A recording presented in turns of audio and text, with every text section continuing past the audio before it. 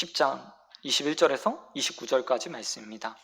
출애굽기 10장 21절에서 29절까지 말씀, 구약성경 97페이지에 있습니다.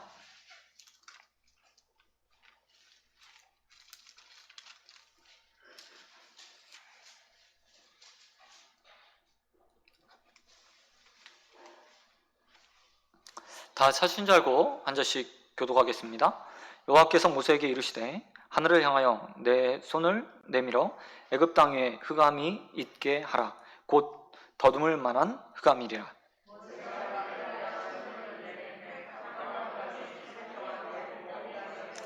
그 동안은 사람들이 서로 볼 수 없으며 자기 처소에서 일어나는 자가 없으되 온 이스라엘 자손들이 거주하는 곳에는 빛이 있었더라.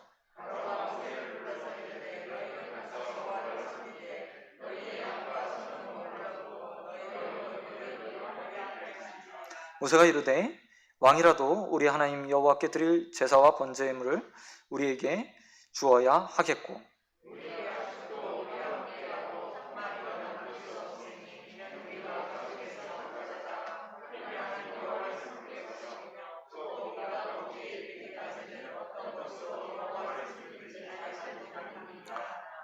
여호와께서 바로의 마음을 완악하게 하셨으므로 그들 보내기를 기뻐하지 아니하고,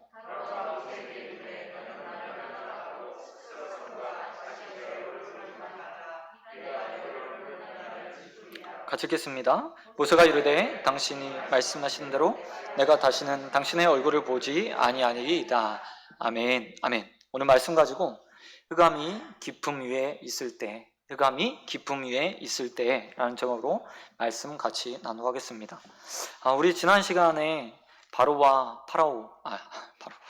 모세와 파라오의 두 번째 만남을 보았습니다. 두 번째 만남에서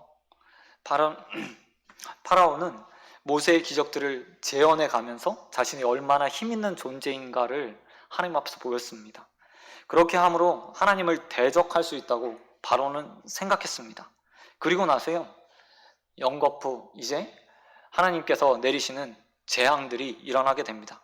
그 재앙 7장 14절부터 첫 번째 재앙이 내려지게 되는데요, 그것들 다 띄워놓고 오늘은 9장 10장 21절에 나오는 9번째 재앙부터 좀 말씀을 이어가려고 합니다. 오늘 이스라엘 백성들에게 내렸던 재앙은 흑암의 재앙이라고 나와 있습니다. 세 번째, 여섯 번째, 9번째 재앙 특징이 있는데요, 그것은 바로 모세가 바로의 앞에 나가서 이렇게 될 것입니다 라고 말하는 것이 아니라 그저 그냥 예고 없이 모세의 선포로 인해서 그 재앙들이 집행된다는 겁니다. 9번째 재앙도 마찬가지였습니다. 하나님께서 모세에게 직접 말씀하십니다. 너는 손을 들어서 애굽의 이집트 땅에 흑암을 내리도록 하라. 그 흑암은 곧 더듬더듬할 만한 흑암이다 라고 말씀하십니다. 모세는 그대로 따랐고 애굽에는 흑암이 내리기 시작했습니다. 두 번째 처음 대면했을 때만 해도 파라오가 굉장히 의기양양하지 않았습니까? 자신이 충분히 하나님과 대적할 만한 능력을 가졌다고 생각했습니다. 첫 번째, 두 번째 재앙까지도 마찬가지였죠. 그런데 거듭하면 거듭될수록 그는요, 계속해서 그의 마음 가운데 두 가지 마음이 번갈아 가면서 생기게 되는 것을 볼 수 있습니다. 하나는 하나님에 대한 두려움이었고요, 또 하나는 완악해짐이었습니다. 재앙이 내리기 시작하면 그때부터요, 그의 마음이 두려움에 쌓였습니다. 그리고 이내 모세를 불러서 이것들을 좀 제하여 달라고 하는, 어떻게 보면 애걸하는 그런 모습으로 파라오는 섰습니다. 하지만 그 재앙이 그치고 나면 또 다시 그의 마음이 완악해져서 모세가 요구하는 것들을 들어주지 않는 상황이요, 무려 9번이나 연속해서 지금까지 반복되고 있다는 겁니다. 그런데 이 반복되는 모습이요, 이 가운데서 우리가 좀 깊이 생각해 볼 것이 있을 것 같습니다. 그것은 바로 하나님께서 파라오에게 자신을 대적하고 자신을 믿으며 자신이 신이라고 말하고 있는 그에게 기회를 주시는 것은 아닌가 라는 생각을 좀 해볼 수 있을 것 같습니다. 하나님이 얼마나 능력 있는 분입니까? 천지를 창조하신 분이 하나님 아닙니까? 모든 재앙들이요, 그 사실들을 보여주고 있어요. 당시에 이집트에 굳건하게 했던 나일강, 그리고 그들의 가축들, 많은 누리고 있던 곡식들, 이 모든 것들이 다 하나님의 명령 안에서 하나하나 사라지면서 하나님이 얼마나 위대하신 분인지 하나님은 자신을 증명해 가기 시작하셨습니다. 그런데 이게 다 단번에 일어날 수 있는 일이잖아요. 파라오의 마음이 정말 한 번에 돌이킬 만큼 한꺼번에 모든 재앙을 내릴 수도 있고, 또한 감당할 수 없는 재앙으로 그저 이스라엘 백성들을 출애굽시킬 수도 있는 분이 바로 하나님이셨습니다.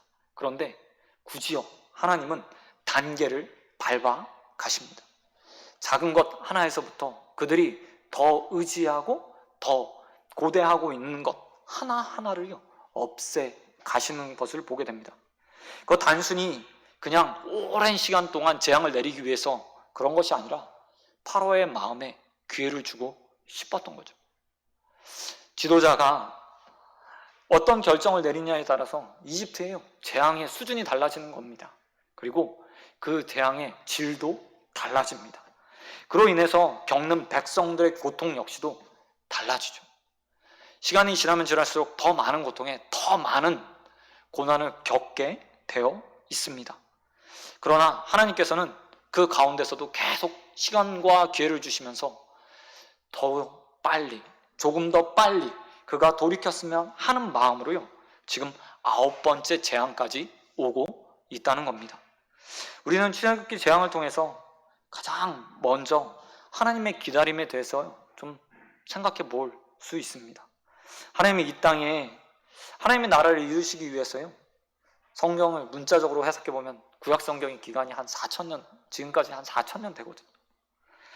예수님이 곧 오시겠다고 말씀하신 지 2000년이 훌쩍 지나지 않았습니까? 그런데도요, 우리의 눈에는요 아직도 하나님의 나라가 완성의 기미 잘 보이지 않아요. 하지만 이런 긴 시간을 하나님께서 허락하시는 것은 하나님의 기다림 때문이죠. 바로에게도 마찬가지였습니다. 예나 지금이나 하나님은 한 영혼 한 영혼이요 너무나 선해요. 선하고 보기 좋았습니다. 그래서 선하다고 말씀하신 그 백성, 하나님의 창조물들이요 하나님 앞으로 돌아오기를 기대하면서요 기다리고 있어요. 바로를 향한 9번째 재앙, 아니 앞으로 일어나게 될, 지금까지 일어난 9번째 재앙은요 그 하나님의 기다림을 우리에게 분명하게 보여주고 있는 겁니다. 하나님에게 인생에게 충분한 기회를 주시기 원하십니다. 하나님께서 한 사람 한 사람을 너무나 소중히 여기기 때문이죠. 우리가 같이 있어서라기보다는요 소중하게 여기시기 때문입니다. 시편 8편 4절에서 시인 다윗이요 사람을 향해서 이렇게 말합니다. 사람이 무엇이기에? 세상의 창조물과 자신을 비교하면서요 다윗은 자신의 존재 그리고 자신의 가치가 얼마나 되는지 깨달았습니다. 자기는 세상에 하나님께서 만들어 오신 어떤 창조물과 비교해도 정말 하찮은 것인지, 하찮은 존재라는 사실을 알았어요. 그래서 그는 이렇게 말했습니다. 사람이 무엇이기에 우리를 생각하십니까? 하나님께서 왜 우리를 생각하십니까? 라고 말하며 하나님의 은혜를 찬양했죠. 그 하나님의 은혜가 지금 파라오에게도 또 기회로 주어지고 있습니다. 그리고 지금도 모든 사람을 향해서, 이 세상을 향해서 주어지고 있죠. 우리 그리스도인들은 이 하나님의 마음을 닮아가는 자들입니다. 하나님 마음을 꼭 닮아가야 합니다. 눈에 보이는 어떤 사람들, 내가 기다리지 못할 만한 사람들, 그 사람을 향해서요 인내의 마음을 가지고, 기다림의 마음을 가지고 하나님처럼 바라볼 수 있는 자가 되어야 합니다. 그리스도인에게 있어서 기대, 기도, 그 다음에 기다림, 이것은 반드시 필요한 거죠. 그렇기 때문에 저와 여러분에게도 사람에 대한 기다림, 그리고 기도, 그리고 그의 변화에 대한 기대가 언제나 넘쳐나게 되길 주님의 이름으로 축원드립니다. 그런가 하면 오늘 9번째 재앙은 창조의 난로의 복귀, 창조의 난로의 복귀라는 의미가 담겨 있습니다.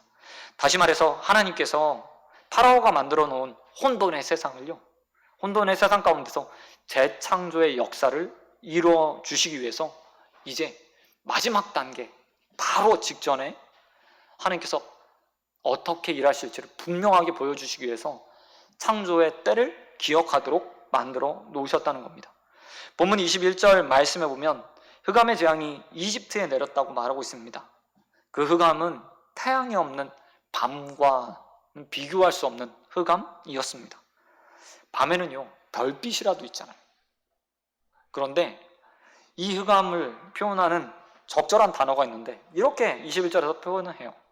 더듬을 만한 흑암, 더듬을 만한 흑암.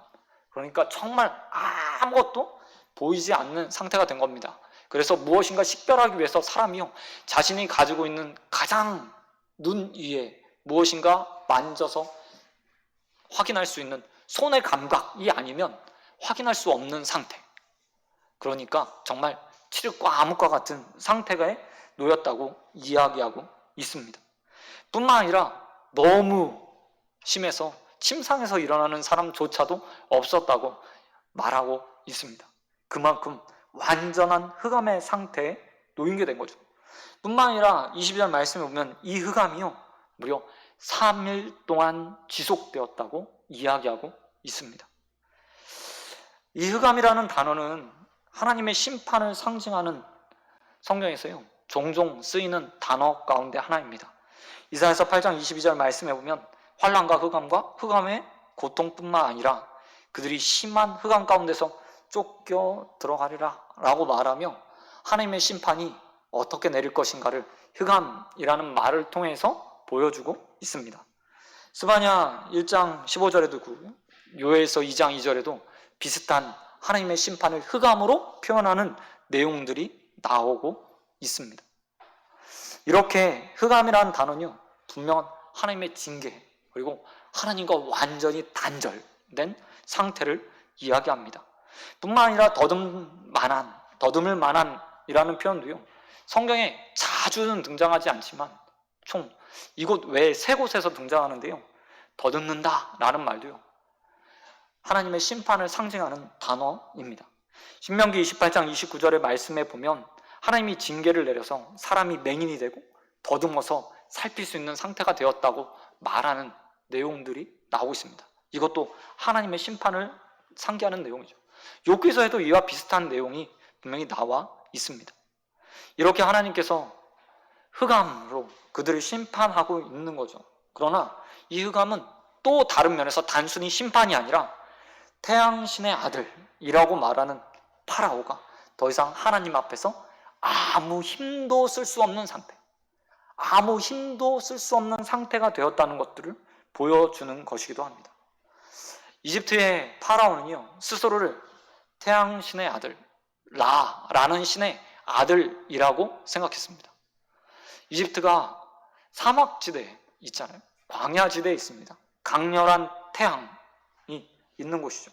거기다 나일강의 그 태양과 함께 젖줄이 흐르고 있어서 물이 풍부하게 흐르고 있어서요, 곡창지대가 굉장히 많이 발전한 곳이었습니다. 태양과 물에 의해서 풍요를 누리는 곳이 바로 이집트였습니다. 그래서 스스로 이집트의 파라오들은요, 스스로 자신을 가리켜 태양의 아들, 곡식을 자라게 하고 풍성하게 할 수 있는 태양의 아들이라고 이야기했습니다. 그런데 더 이상 태양이 비치지 않는 겁니다. 무려 3일 동안요, 흑암이 온 이집트를 감싸 버렸습니다. 제가 보기에는요, 이 모습이 마치요, 이렇게 보였어요. 파라오의 죽음. 우리는 신학적인 건 아닙니다. 이렇게 볼 수 있잖아요. 3일장. 더 이상 누군가 죽어서 살아날 수 없는 상태. 마치 파라오가요, 자신의 빛을 다 잃어버려서 애굽에 어떤 힘도 쓸 수 없는 상태가 되어버린 것처럼 제겐 보여지더라고요. 파라오의 죽음의 선포가 이루어지고 있는 거죠. 찬란한 영광도요, 이제 눈으로 볼 수 없습니다. 얼마나 이집트에 많은 거대한 건축물들이 있었습니까? 파라오가 상징하는 무덤이요, 피라미드라는 거대한 무덤들이 있었어요. 그것들을 보면서 사람들이 압도되었거든요. 그런데 이제 그 눈으로 볼 수 없는 거예요. 찬란했던 영광도 다 어둠이 깔리고 흑암이 깔리고 나서 다 사라져 버린 거죠. 애굽은 말 그대로 이제 죽음을 선고받은 겁니다. 그런데 광명의 빛이 비쳐요. 광명의 빛이요. 그 광명의 빛이 23절에 나와 있습니다. 한 곳만, 이집트에서 유일하게 한 곳만 빛이 비쳤습니다. 바로 이스라엘 백성들이 거주하던 곳, 온 이스라엘 백성들이 거주한 곳에 빛이 비쳤다고 이야기하고 있습니다. 바로 고센 땅이었겠죠. 온 흑암이 가득한 곳에 유일한 빛이 비치기 시작한 겁니다. 놀라운 것은 이 문장을 보면서요, 유대인들이 무엇을 생각하는가 하는 거죠. 바로요, 창조를 생각합니다. 여러분, 창세기 1장 2절 말씀에 보면 하나님께서 세상을 창조하셨을 때 어떻게 세상을 창조하셨는지, 아니 그 첫날의 역사에 대해서 이렇게 기록하고 있습니다. 혼돈과 공허, 흑암이 깊음 위에 있을 때 하나님께서 말씀하셔요. 빛이 있으라. 이스라엘 백성들에게도요, 이 빛이 비치고 있는 겁니다. 이스라엘 백성들이 노예 생활을 하면서 그들이 꿈꿔왔던 것들이 있었겠죠. 하지만 그 꿈이요, 오랜 시간 지나가면서요, 그들은 적응했어요. 현실에 적응하면서 그저 노예로 사는 것에 만족하는 삶을 살 수밖에 없게 되었습니다. 그런 그들에게 하나님께서 그들을 옥죄고 있던 그들의 삶을 꽉 잡고 놓아주지 않던 이집트에, 그리고 파라오의 죽음을 선고했죠. 그리고 그들에게 광명의 빛을 비춰주시며 새로운 이스라엘, 하나님의 백성을 만들어 내시는 것, 그 시작을요, 알려주신 겁니다. 저는요, 이 모습을 보면서요, 기대와 소망을 좀 가지게 되었습니다. 하나님의 재창조의 역사, 창조에 비교해서 하나님께서 어떤 일들을 행하는 것, 새로운 사람들을 구원하는 것, 하나님 나라를 건설하는 것, 또 다른 자에게 생명을 주는 것을요, 신학적으로 재창조라고 이야기를 많이 합니다. 그 재창조의 역사가요, 창세기에 있었던 창조 이후에 출애굽기에서도 나타나고 있어요. 그리고 이 재창조의 역사를 보면서 소망하게 됩니다. 지금 우리의 삶을 보시기 바랍니다. 코로나19로 인해서요, 정말 전무후무한, 어쩌면 이전에 있었을지도 모르겠습니다. 그러나 전 세계가 몸살을 앓고 있고요, 수십만 명이 죽고 있어요. 하루에 20만 명에 가까운 사람들이요, 또 병에 걸려요. 그 가운데 죽어가는 사람들도 있죠. 힘 있다고 말하는 가장 강력한 힘을 가진 나라가 병 앞에서요, 속수무책으로 무너지고 있어요. 남 탓하기에 바쁜 시간들을 보내고 있죠. 백신 하나 만드는데 수개월이 걸리고 있고, 1차, 2차, 3차 실험에 들어간다고 하지만 그 안전성 보장할 수 없다는 말이요, 함께 따라 나오는 시대가 되었어요. 그럼에도 불구하고 저는요, 하나님의 재창조의 역사를 보면서 소망합니다. 하나님이 이 가운데 또 역사하시면, 하나님께서 어떤 방식으로 역사할지는 모르겠습니다. 정말 기적과 같은 역사를 이루셔서 이전에 또 다른 질병들이 일순간에 사라졌던 것처럼 또 사라지게 하실 수도 있겠죠. 아니면 지혜로운 자들을 통해서 정말 예기치 못한 것들을 발견해서 이 병을 이기게 하실지 모르겠어요. 하지만 하나님은 예나 지금이나 계속해서 사랑하는 인생들을 위해서, 자신의 백성들을 위해서, 또한 택하신 자들을 위해서 죽음, 흑암 가운데서, 출구가 없어 보이는 상황 가운데서 빛을 비추시고 은혜를 베푸셔서 소망하고 기대하며 은혜를 누릴 수 있도록 만들어주시는 분이라는 사실을 또 다시 확인하게 됩니다. 저와 여러분도 그 하나님에 대한 온전한 기대들을 갖게 되었으면 좋겠습니다. 이스라엘 백성들이 이 역사를 보면서 얼마나 흥분했을까요? 온 세상이 깜깜해서 애굽 사람들이요 출입할 수 없게 되었어요. 3일간 어쩌면 이스라엘 백성들 이렇게 말할 수 있겠죠. 휴가 보내는 거예요. 휴가. 자신을 매질하며 벽돌 구라고 하던 사람들이 일상의 삶을 살 수 없게 되었어요. 하지만 자신들은 여전히 그 흑암에서 벗어나 일상의 삶들을 살아가요. 이게 하나님께서 하실 수 있는 일이라고 말하고 있어요. 그리고 우리는 그것들을 믿는 사람들이죠. 언제나 하나님께서 원하시기만 하면 우리의 삶에도 재창조의 역사가 일어난다. 흑암이 사라지고 광명의 빛이 비추, 하나님의 얼굴 빛이 비추어 우리의 삶에 온전한 하나님의 복이 임하게 된다라는 사실들을 믿는 사람들입니다. 여러분, 그 확신과 믿음을 가지고 기도할 수 있게 되길 소원드립니다. 하나님, 내 삶에도 재창조의 역사가 있게 해주십시오. 흑암이 물러나고 온전한 광명의 빛이 비추게 해달라고 기도하시는 저와 여러분 되길 주님의 이름으로 축원드립니다.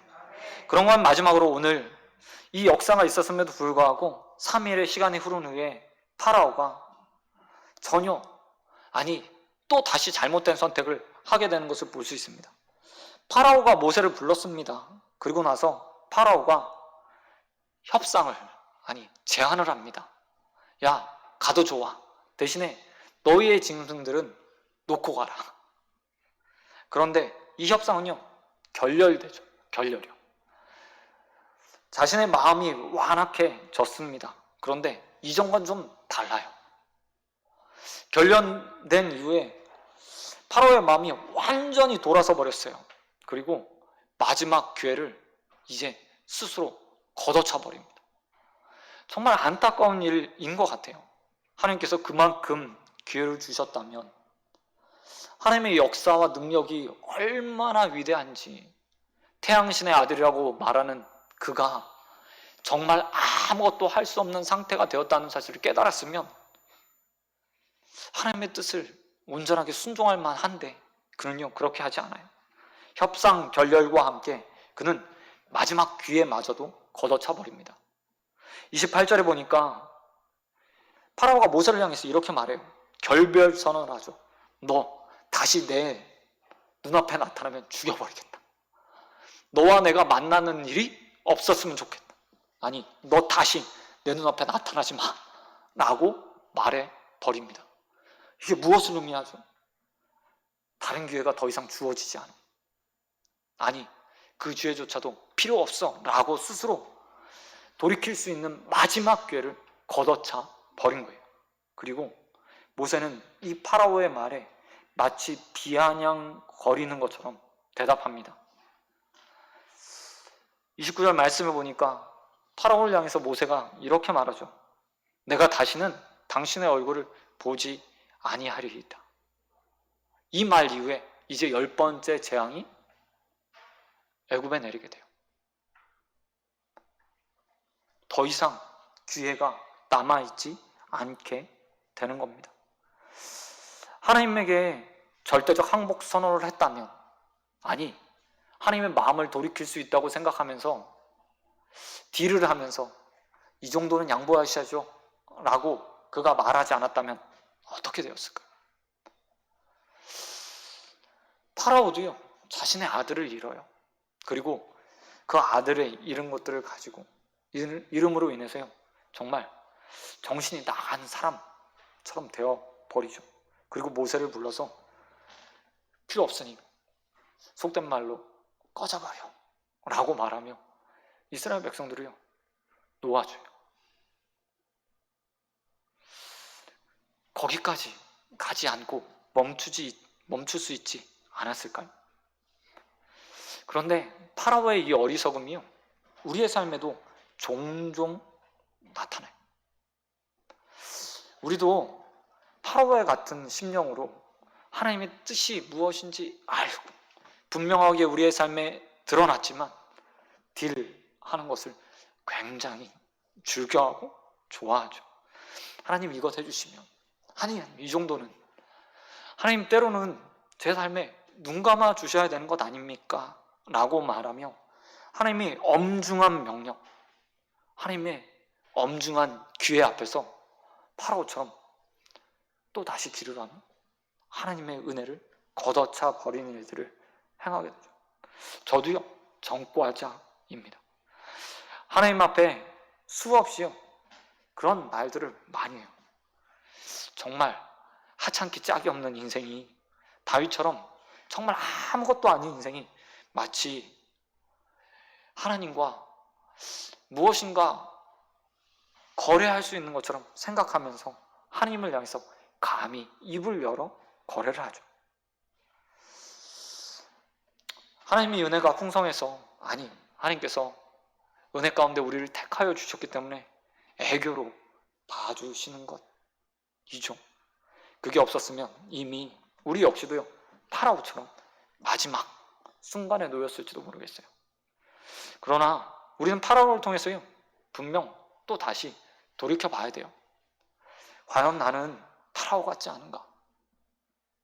여전히 순종과 순복, 수많은 제사들보다 순종을 원하시는 하나님 앞에서 나는 거래하려고 하는 사람은 아닌가 돌아볼 수 있게 되길 소원드립니다. 저와 여러분, 우리 파라오처럼 거래하는 자가 아니라 사무엘의 말처럼 순종하는 인생이 되길 소원합니다. 절대적 복종을 통해 하나님 말씀에 아멘, 그 말이 옳습니다, 내가 그 말이 복인 줄 알고 따르겠습니다 라고 언제나 하나님 앞에 서는 인생들이 되길 주님의 이름으로 축원드립니다. 말씀 맺도록 하겠습니다. 여러분의 인생 가운데 하나님은 언제나 세상을 만들었던 그 능력의 하나님이요, 또 다른 창조의 역사들을 만들어내실 수 있는 분입니다. 어둠과 같고 출구가 없는 것 같은 지금의 상황도요, 하나님께서 원하시기만 하면, 아니, 하나님께서는 반드시요 자신의 백성들을 위해서 그 출구를 만들어 내실 거예요. 자신의 백성들을 통해서 하나님 나라를 이루기 위해서, 자신의 백성에게 또한 은혜의 복을 주시기 위해서 또 출구를 만들어 내실 겁니다. 여러분, 그 하나님에 대한 기대를 가지게 되길 소원드립니다. 매일매일 내 삶 가운데 새로운 역사를 만들어내실 하나님, 그 하나님에 대한 기대를 갖게 되길 주님의 이름으로 축원드립니다. 여러분뿐만 아니라 인생을 향한 하나님의 기다림을 배우는 저와 되길 소원합니다. 우리에게 언제나 기다림이 있어야 됩니다. 기대가 있어야 됩니다. 기도가 있어야 합니다. 영혼을 바라보면서 우리는 이것들을 통해서요, 하나님 마음을 배워가며 하나님이 천하보다 귀하게 여기시는 영혼들이 하나님 앞에 돌아올 것들을 소망하고 기대하고 인생이 되어야 합니다. 저와 여러분에게도 온전하게 하나님의 마음이 또한 주어지는 은혜가 있게 되길 축원드립니다. 그리고 마지막으로 여러분, 우리의 삶에 어리석은 딜 있게 되지 않게 되길 소원드립니다. 하나님이요, 봐주는 거예요. 하나님이 은혜 가운데 우리를 지금 귀엽게 봐주는 거예요. 왜요? 우리가 하나님의 자녀이기 때문이죠. 은혜로 하나님의 자녀가 되어서요, 앙탈 부릴 수 있는 아버지의 자녀가 되었어요. 하지만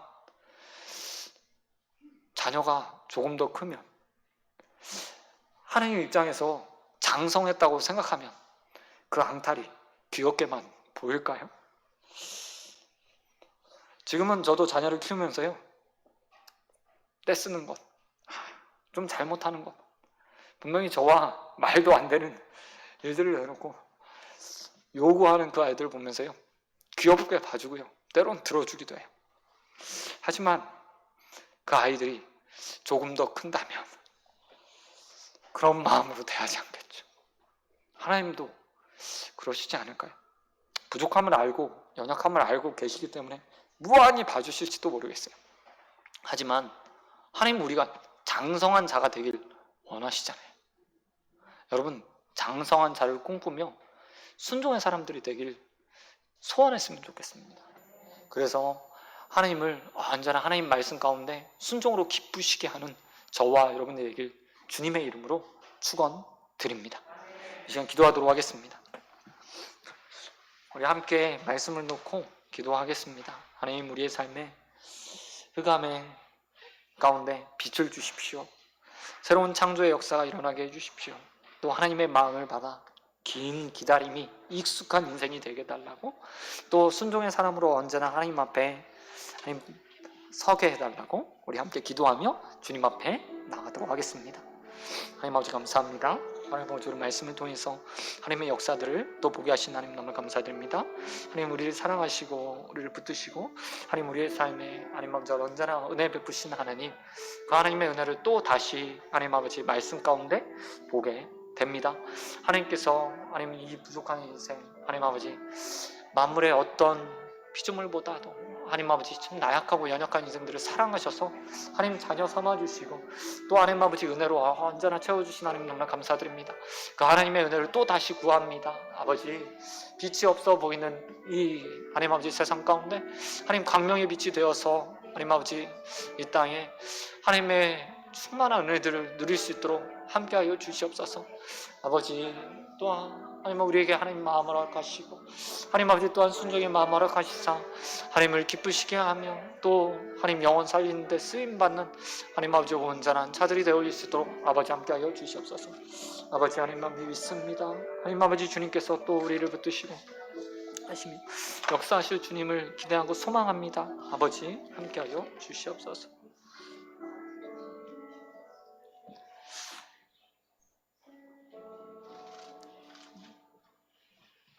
땅이 혼돈하고 공허하며 흑암이 깊음 위에 있고 하나님의 영은 수면 위에 운행하니라.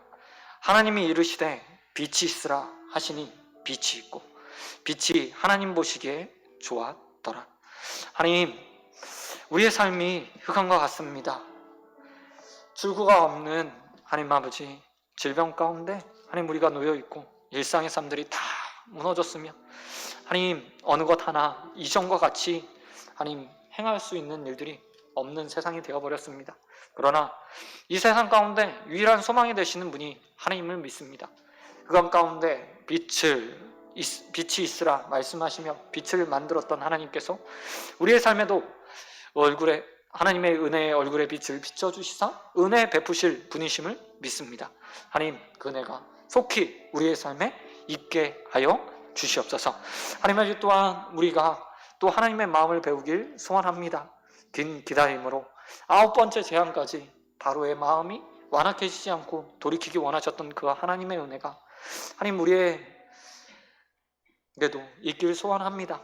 어떤 사람을 바라볼 때 하나님 기다림의 마음으로 바라보게 하시고 또 기도하게 하시고 하나님 그 변화들을 기대하며 하나님 한 영혼 한 영혼을 바라보는 귀한 자들이 되어주시도록 아버지 함께하여 주시옵소서. 하나님 또한 이 시간 우리 순종의 마음을 놓고 기도합니다. 끊임없이 하나님 은혜 가운데 거하면서도 여전히 어린아이 같은 마음으로 하나님 앞에 서 있습니다.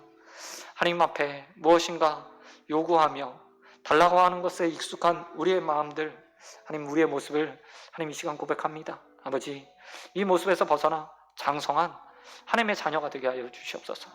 어른이 되어 하나님의 뜻을 품고 하나님과 같이 생각하며 하나님을 위해 뛰어 달리는 자가 되게 하시고 의의 군사로 하나님의 일을 감당하는 귀한 은자의 성도를 되어주시도록 함께하여 주시옵소서. 오늘 싸우며 언제나 우리를 붙드시고 우리에게 은혜 베푸시기 원하시는 예수 그리스도의 이름으로 기도드립니다.